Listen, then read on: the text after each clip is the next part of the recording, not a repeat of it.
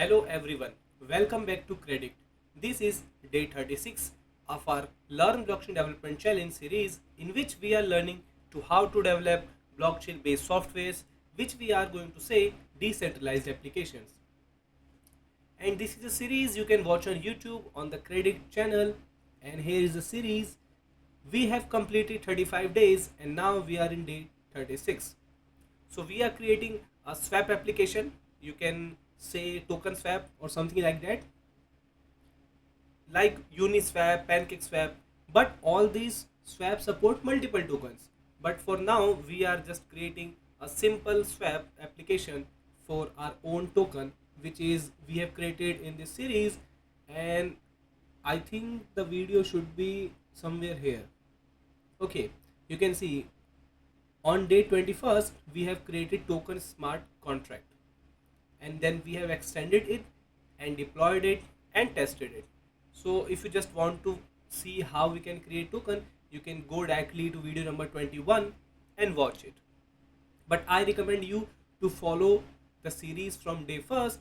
You can see 2 videos per day or 3 videos per day if you like, but make sure to understand everything completely, because we are using all those old stuff in upcoming videos because everything is connected all together. Okay, so this is what I want to say. Just without wasting any time, let's get started to our today's topic and what we are going to build today. So I'm just going to minimize this, and as you all know, we have a folder here on our desktop which is 45 days, and in this I'm storing all the source code we are writing, and in this folder swapped app we have our application. So I have already opened it in VS Studio Code. You can see here is all of our files, which is index.html, script.js and style.css.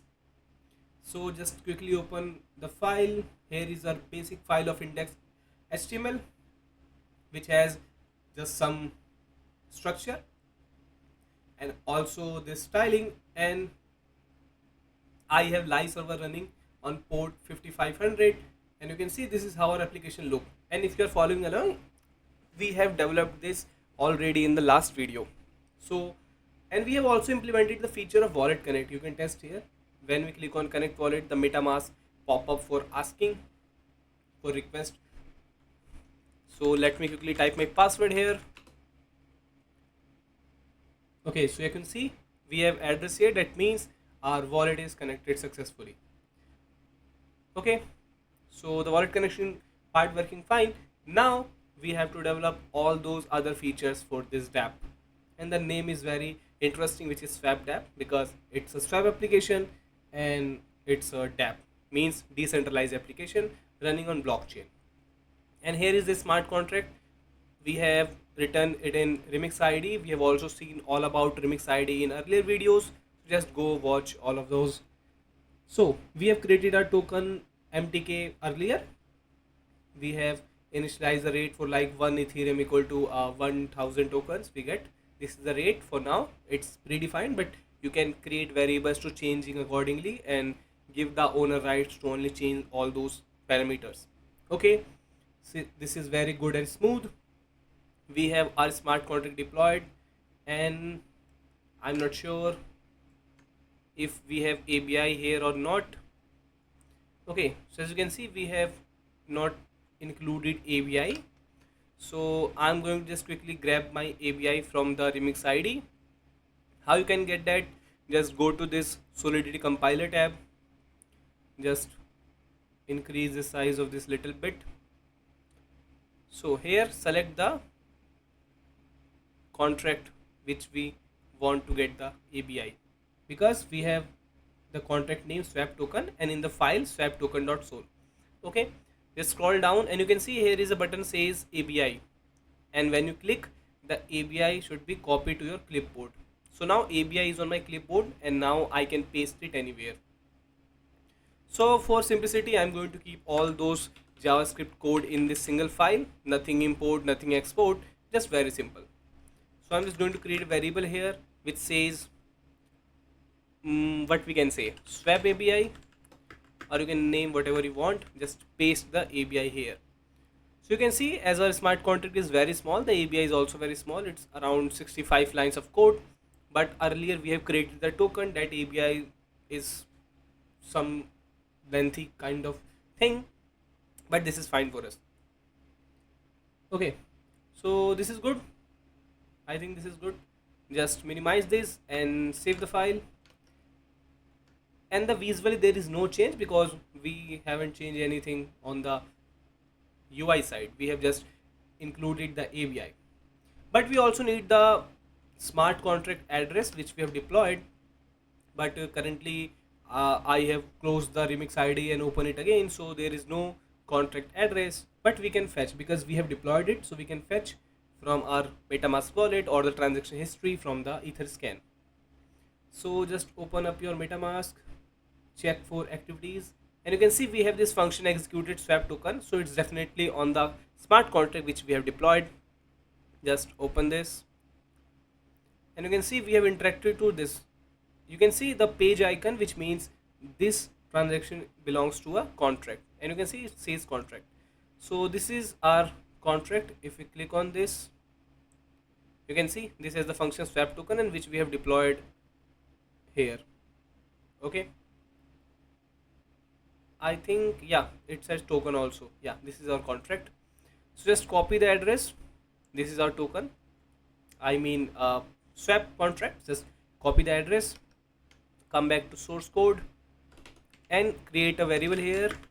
We can say swap address. Okay, just paste it here and make sure to make it a string because JavaScript treat it as string. Okay, I would like to put a semicolon here, but this is optional thing in JavaScript. If you want, you put. If you don't want, don't put. But if you are going to TypeScript in coming future, it going to be a good habit to put semicolon at end of each line. This is just general advice. You can take this or leave it. Okay, so now we have our swap API. We have the swap address. Now we can implement all those functionalities. But before that, we have to do some on page validation kind of thing. For example, first of all, we want to fetch the rate from the smart contract, and when someone enter the value, we have to update here how many token they are going to get. Okay, so first just create this logic. For now I'm going to just keep a simple variable, says this is the default rate, and we create the logic. After that we will update that variable from the smart contract. If this does not make sense to you, just follow along, you will get the point. So let's check what we have to do. We are not going to create this swap button just for now, we will create it soon, but we are going to work on this input field, that it takes the input and check the rate and update the tokens you get accordingly. So first of all, just go to your index.html and put some IDs here because we want to access those values. So here is our input for Ethereum. We can put our ID here. ID, we can put ETH amount, put whatever you want. Just make sure to keep the same ID in the JavaScript. And to this, I'm going to just write token amount, which makes sense. Okay, I think the font size is good. Just let me increase it a little bit so you can see clearly. Okay, so this is good. So we have given the ID to the token field to input token amount, and the Ethereum to ETH amount. Make sense? Okay. Yeah, it's pretty formatted, and I'm using Prettier. You can also use this in your Visual Studio Code. It keeps the code clean and makes sense to all of those things.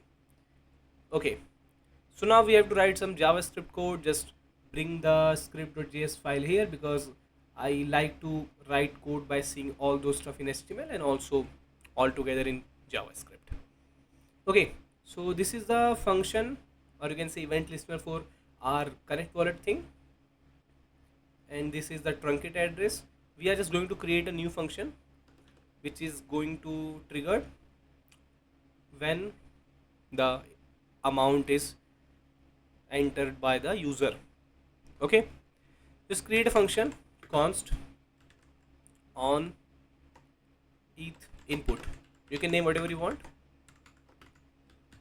So you can use simple function also, but I'm going to use the fatter function, which makes more sense. And this is a standard. Now we have to use this kind of functions wherever we can. Okay, so for now I'm going to just assume a rate by default, const rate, which is 1000 obviously, but later we will fetch this from the blockchain or our smart contract itself, because we have here a variable says rate, which is a public variable, so we can access the value from the smart contract directly. But for now I'm going to just use the constant number there. So here is our rate. Just come down here. So when this function is triggered, we are going to fetch the value from eth input. So you can say, just drag this down, you can see this suggests me, but I'm going to write it in my language. Document, instead of eth input I'm going to name it as eth amount. Okay, so you can see this suggests me all of those stuff. I can accept it, but you have to write by yourself, because practice makes man perfect. So we have the eth amount in the float, because by default it access it using or in the form of string. But you can see this code is not complete, because this is accessing the, okay, yeah, it's complete. Here is the input value. I thought there is no value, just the instance, but yeah, its code is complete, it's fine. So now we have to calculate the rate. How you can, first we are going to write token amount, because we are going to store here the amount of token the buyer is going to get. So we can say eth amount and simply multiplied by rate. Yeah, makes sense. For example, if you are confused, let me clear this thing. For example, one eth has 1000 tokens. So if someone going to buy for 0.1 eth, how much they get? 100 tokens. Makes sense. So how does this value come? Just look at this. If we have 1 multiplied 1000, we will get 1000. Okay, but if you multiplied 0.1, not 0.01, it's 0.1, it's not, it's 10 come. Just make this as comment, because we are not going to execute this. So you can see this makes sense. We can simply multiply to the rate and we will get the number of tokens we are going to get. Make sense? Basic mathematics. And when we have the token amount, see, that's why this AI assistant is not as good, because they are suggesting whatever they think, but every time they are not correct. Okay, so just now we have to update this value. How you can do that? Just fetch the input field by id, which is token amount, and we are going to update the value to token amount. I'm not sure if everything is correct, but let's quickly test it out. So just save the file. Now we are going to call this function on input change. So here we are going to write on input and this function with open and close round braces. So I'm not sure if this is going to work, but just check this out. Just refresh the page. Something went wrong, I'm not sure. Okay, the go live is not running. Just make sure to start the server. Yeah, it's going to open my Brave, but I'm not going to use it. Just minimize this Brave, open my lovely Chrome browser, refresh the page, and here we go. So I'm just going to write 1, and you can see we have 1000. And if I'm going to write 0.001, 0.1, 0.01, something, all those values are working fine. And if I'm going to write some random values like 30, so it's 30,000. For example, 1.5, so it's 1500, or you can say 3.9 or some random values. So it is calculating correct, but we have to format for some cases, like when we delete this it's going to say NaN, which is not looking good. So we are going to fix this. How we can do that? Let's see. So when we fetch the value and convert it to parse float, the number is going to be 0, but I think for some reason it's not a number.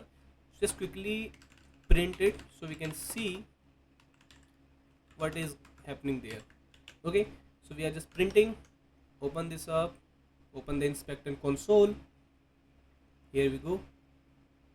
Console. Okay, so I have 1, but if I delete it I have NaN, which is not a number. Why we are not getting the empty string? Let's simply print the eth input dot value without converting it to a float. Refresh and okay, so it's empty string. We have to check for empty string. So if eth input equal to what we can say, empty string, or you can simply write not eth input, just return, but make sure to update the value of this thing. How you can update? Is Control C, paste it here and make it 0, because we are going to have nothing. Or you can simply update this to empty string also if you want.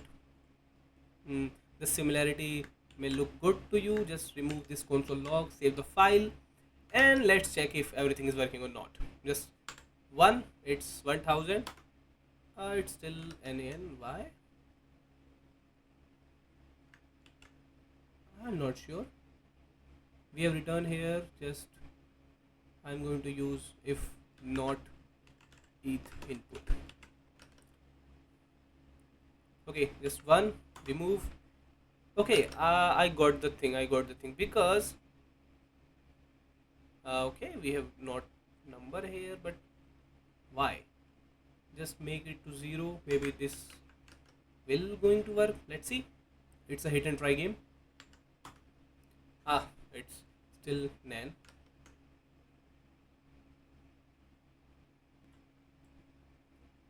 Okay, I just noticed the thing that we have just eth input here. We are not passing the value. So just write here value. Then it going to make sense. Just save the file, come back to application, 1, remove, and yeah, it's 0. So yeah, we can just switch back to our previous use, which is empty string, or you can also use the triple equal to and empty string. Now everything is working fine because we have not written value here. That's why it's not working earlier. I have just stopped the OBS studio and quietly look at the problem, and I got the solution that we are missing the dot value there. So whenever you get problem in your program or code, just make sure to look thoroughly all over it. Just keep searching for it. Don't panic, don't hesitate, just look for it. It's good to search on internet, Google, or maybe Chat GPT, but make sure to solve your problem by yourself first. Try hard, whatever you can do, make sure to solve it by yourself. Yeah, if you are a working professional or your time is very important, you cannot delay, then go for other resources like ChatGPT, Google. But if you are learning to code and you have time for it, and you should have to time for it because you are learning and you want to enhance your skills, then sit down, look at the problem and solve it first by yourself. Try hard to solve in any way. Take a reference, but don't cheat. Okay, so now I think we have one empty string. It's 0 0. Everything is working fine. 0.001. Okay, so it's all good now. But here you can see if we type 1.0032, and you can see here is the long number. Yeah, we are going to get the calculation automatically correct from the smart contract, or maybe we get this weird number. But in JavaScript the decimal part is not good, so we are going to truncate this to only 2 decimal places. Okay, how we can do that? It's very simple.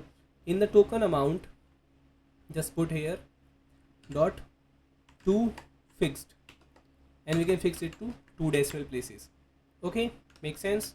Come back here, just type this number again, and you can see it's only now 2 3 and not increasing to 2 decimal places. So yeah, it's good now. Oh, not divide actually. I think this is the text. We should make it to number because everyone can type even A B C D here, so we are not expecting it. So now it only accept numbers. So yeah, it's working fine. Good, nice.